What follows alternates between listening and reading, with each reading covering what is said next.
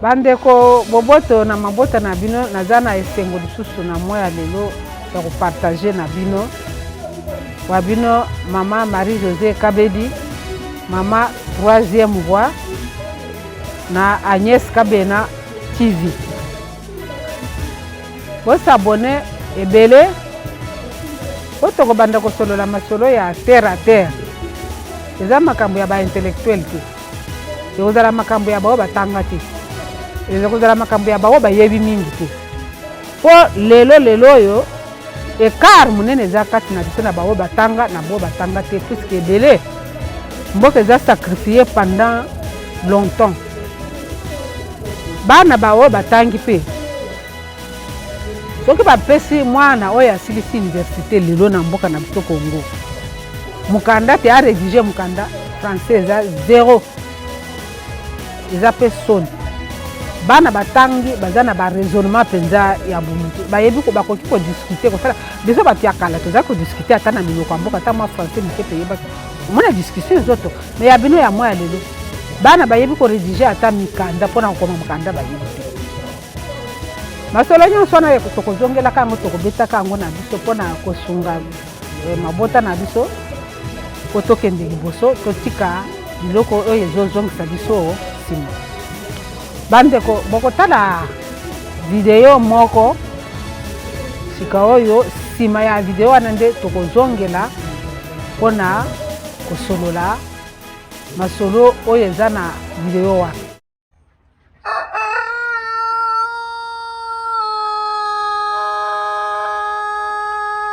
Il y a plusieurs appartements là-dedans et c'est là que vivait le président avec ses 3 femmes. Il avait 3 femmes. Effectivement. Si. 3 femmes officiellement, c'était ces femmes avec lesquelles le président est venu de la Tanzanie. Quels sont ces 3 femmes? Et ses enfants. Oui, je donne les noms de chacune de ces 3 femmes dans les livres. C'est la plus jeune, donc c'est maman Sifa, il y a maman Dorothée, il y a maman Kessia. Et toutes les maman Sifa, on la connaît, c'est la maman de Joseph Kabila. Est-ce que Dorothée et l'autre c'est qui? Dorothée et Kessia. Vous avez encore entendu parler d'elle? Oui, bon, qui va vous parler d'elle? 2 de ces femmes sont originaires de Fizi, le territoire de Fizi. C'est les 2 premières femmes, donc les deux aînés. Et la dernière, c'était Sifa, qui était la plus jeune. Et puis, donc, ce sont ces femmes-là qui se partagent les appartements du Palais des Marbres, où Mzee lui-même avait son appartement. Maman Sifa, la maman de Joseph Kabila, n'est-ce pas? C'est elle qui est devenue la mère de Joseph Kabila. Comment devenue? Peut-être y arriver. Puisque ce n'est pas sa mère. Comment ça? C'est sa mère. Ah oui, Joseph Kabila, s'il dit la modernité en RDC, peut-être la modernité qu'il a amenée au Congolais, il est le premier Iné qui a trouvé un marché où on peut s'acheter une mère. C'est pas sa mère, tout simplement. Comment ça? C'est tout. Parce que je peux vous dire aussi que votre mère, monsieur Mirindi, n'est pas votre mère. Effectivement, vous pouvez me le dire, si vous savez que c'est ma mère. Mais moi, nous savons, moi personnellement, j'ai vu la mère de Joseph Kabila. Malheureusement, mon collègue qui gardait cette dame à Kinshasa, malheureusement, mon collègue a été massacré avec toute sa famille. Et c'est fort regrettable. Les collègues qui vivaient avec la mère de Joseph Kabila s'appellent Kilai Mwangalalo Patrick. Kilai vivait avec la mère de Joseph. Qui était la femme de Laurent Désiré Kabila? Ah non, cette dame n'était pas la femme de Laurent Désiré Kabila. C'est tout simplement une dame qui, Joseph a pris des appartements qui étaient l'un en face de l'autre. Il a placé sa mère dans un appartement et a confié mon collègue Kilai Patrick Mwangalalo un autre appartement juste à côté pour qu'il prenne soin de sa mère. Et puis, lorsque la guerre commence, le 2 août, Joseph sent que sa mère est en insécurité. Et puis, brusquement, il va prendre sa mère de cet appartement, l'envoyer quelque part. On nous dira que sa maman est partie en Allemagne dans un premier temps. Et puis, plus tard, quand j'ai survécu, j'ai essayé de retrouver les traces de cette dame. On me dira que la dame se retrouverait aux États-Unis d'Amérique. Et donc, maman, si vous dites que cette dame n'était pas la femme de Laurent Désiré Kabila, est-ce que Laurent Désiré Kabila connaissait, parce que est-ce qu'il connaissait cette mère que vous attribuez à Joseph Kabila? Je ne l'attribue pas à Joseph Kabila, c'est sa mère. Bon, voilà, à plusieurs reprises, nous avons été là avec Joseph. Je me rappelle d'ailleurs lorsque la femme du collègue Patrick Kilai Mwangalalo, lorsque la femme de l'autre a couché, nous étions en pleine fête là-bas, la nuit, et Joseph vient voir sa mère, et puis il nous rencontre là-bas. Nous vivions ensemble avec Joseph comme un frère, puisqu'il sait que nous sommes avec son papa, et que donc nous n'avons pas de problème. Il y a personne qui soupçonne personne. Bien sûr, Joseph n'était pas content que Kilai ait fait venir des gens là où il y avait sa maman. Et puis, avec l'animosité contre les Tutsis, le 2 août, donc Joseph a bien pris soin de sa mère, l'a déplacée vers une destination inconnue. Donc, vous voulez dire que sa mère était une Tutsi? Ah oui, en tout cas, sa mère est une Tutsi. C'est comme ça. Est-ce que Mouzé savait que la dame était là? Est-ce que Mouzé ne savait pas? Je n'ai jamais parlé de cela avec Mouzé. Je ne suis pas quelqu'un qui va vous raconter des histoires que je n'ai pas vues. Je vais vous raconter des histoires que j'ai vues.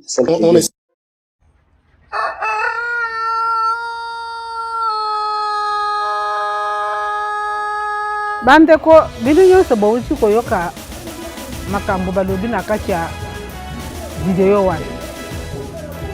Arlette Odia alobaki te tozali kotungisa toza koloba mabe likolo ya patron na ye Kanamba. Boyoki bino moko na kati ya video wana ba oyo bayebi bango, oyo bazalaki na bango, oyo bavandaka na bango, oyo baliaka na bango, oyo batambulaka na bango nzela moko, makambo nini baza koloba, témoignage nini baza koloba. Yango wana nazozongela mpona koloba lisusu te. Mboka nini oyo Félix Antoine Tshisekedi Tshilombo a hérité, héritage nini tozwi. Boza koyoka bino moko bato bavandaka na Kanamba ndenge bato baza ko témoigner.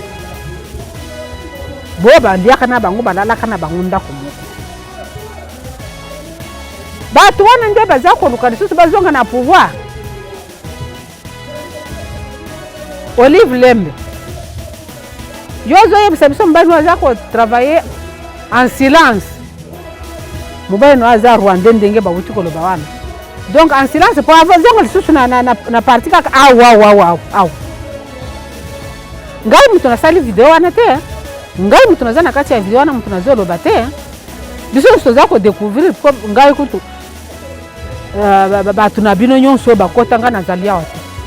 Tangu kutu bakotanga na zaki na Sénégal déjà to solongi Brazzaville, to longwi Cameroun, to sto koma kina na Sénégal tangu wana. Na yebi mutu ngote. Nazo kaka ndenge boyotanga bakanambe baboye babo. To na yebi na ngape babote. Natikala ko vanda na mboko te, omona bango ndenge. Mais esa la nga passe. Pona bato balingaka ko insister. bandeko na biso ya Katanga balinga koinsiste ke mutoto yetu mutoto yenu oyo mutoto yenu ya solo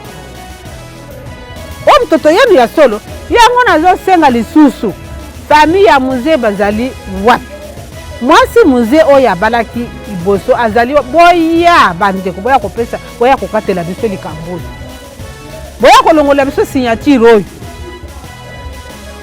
pa biso toyoki au conditionnel toyoki ata même bon tomonaki mpe bavideo mosusu oyo balobi te Kanambe asilisa bandeko nyonso to famille ya Muzé asilisi bango nyonso to na koboma oyo batuli te aya kolakisa biso ndenge nini aza mwana ndeko na biso.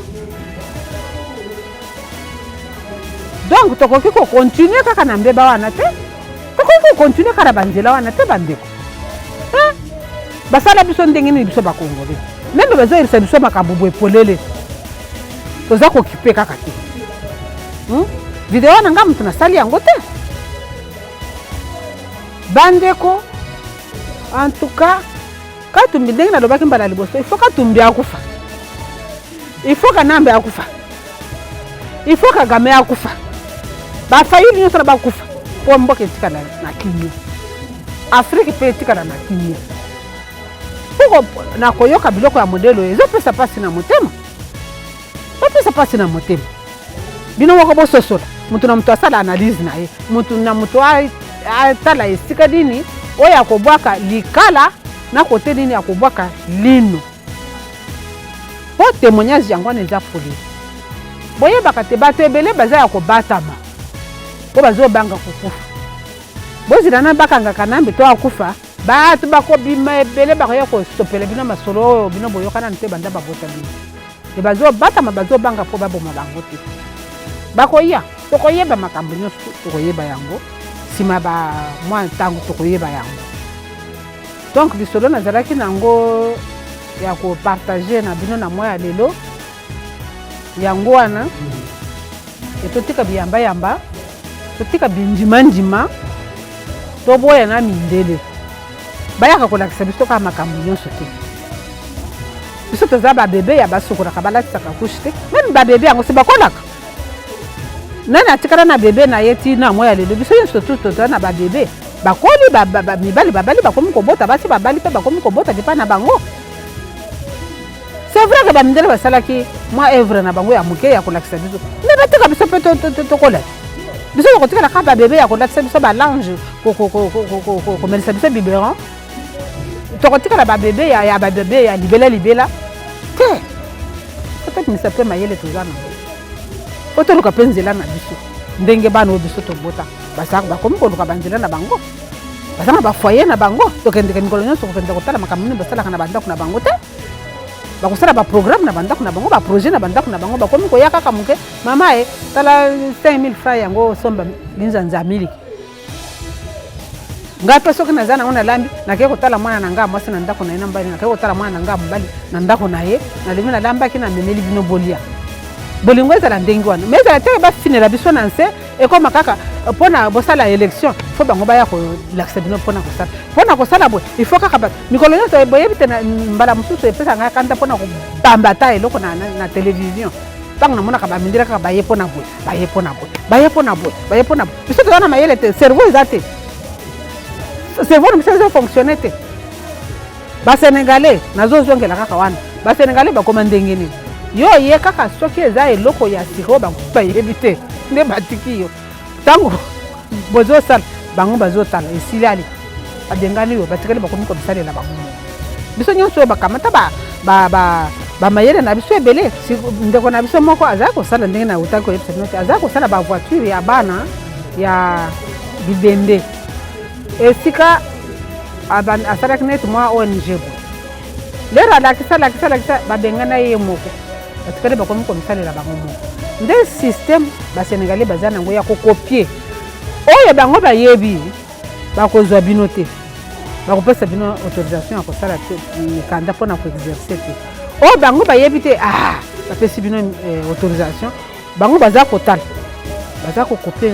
ntango boyebi ekoki ok ale babengani yo nde ndenge eza na Sénégal ndenge wana bango batikala kovanda éternellement na bamindele te bakomi komisalela biloko na bango basi bafungola banke na bango bafungola bamakambo ndenge na ndenge basala biloko nyonso bakomi ekonomi to basikoya tozoloba ekonomi ya basénégalais eza na kati ya maboko na bango bakotinda bana na bango bake koyekola bazongi oyo bino baboye sur place bosali bango bazotala baza kokopie nyonso soki esili bakangisi yo ndako na yo wana balukeli yo makambo okangi bango bakomi kosala biloko wana yo oza kosala donc biso mpe tokoma lokola bato wana tozwa mayele kokopie kotala oyo bazosala po biso mpe totikala komisala tolongola bato wana parceke tokoki kotondisa bato tala mabele nyonso to esili bazopesa baindien ba 500 hectares ba 1000 hectares ba 500 hectares ya nini mabele nyonso to esili ekoti na maboko ya bapasi bakoki mpe kobalukela biso basali biso guerre kaka na kati ya mboka donc oyo nazalaki nango ya kopartage nango yango wana boyoka makambo oyo bino balobi na kati ya na video wana totikala na mboka na biso moko totika bindima totika biyamba nzambe apambola bino na mabota na bino tomilinga biso moko tosalela mboka na biso